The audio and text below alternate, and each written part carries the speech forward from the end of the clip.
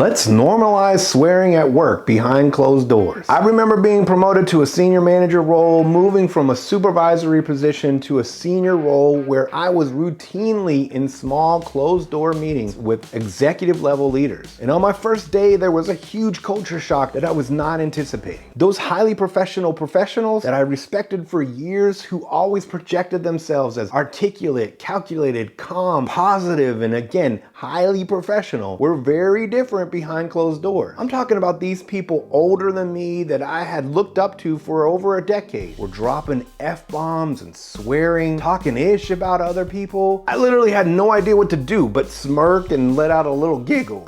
I wanted to swear a curse right along with them, but I couldn't, because I couldn't bring myself, as I was concerned about how I was perceived. I already struggled with people taking me serious and tried to present myself as professional as I could. I'm willing to bet in pretty much every work setting across the globe, there are high status leaders who present themselves as very professional and are very careful on their word choices in front of staff and customers, but who are also dropping profanity like sailors behind closed doors in the right settings with people they trust. British psychologist Dr. Richard Stevens has conducted extensive study on the effects of swearing, particularly on tolerance for pain. If you tried anything physically difficult or physically hurt yourself in some way, you probably know that shouting a curse word seems to help. Well, Dr. Stevens' research effectively proved this. Swearing helps you endure prolonged pain or push through painful exertion of some sort. Now, he continues to conduct further research into the correlations and effectiveness of swearing on enduring pain. Although research hasn't directly proved this, it's not a stretch to imagine that cursing and swearing can also help to endure mental pain and exertion. It stands to reason that a reasonable, controlled amount of swearing at work amongst adults in private settings can actually help with coping with challenging, mentally exhausting, frustrating situations. Now, I'm not suggesting employees are walking about swearing and venting in open spaces, and certainly not in front of customers and constituents, and I am adamantly against allowing for swearing directed at another person, whether it be an employee or a customer. But behind closed doors with peers in a relatively safe private setting, dropping swear words as one shares frustrations and vents about a general situation, say missing a deadline due to an unforeseen or uncontrollable circumstance, may be just as helpful and therapeutic as meditation or breathing exercises, and in a much shorter time period. There's something powerful with swearing and doing this thing that is taboo, not caring what others think, feeling this sense of control. It's freeing. I think we should allow for, and maybe even encourage, a respectful amount of cursing and swearing in professional settings, in the right context, in private, trusted spaces. I'd love to hear what you think. Comment or share with your thoughts on cursing in the workplace.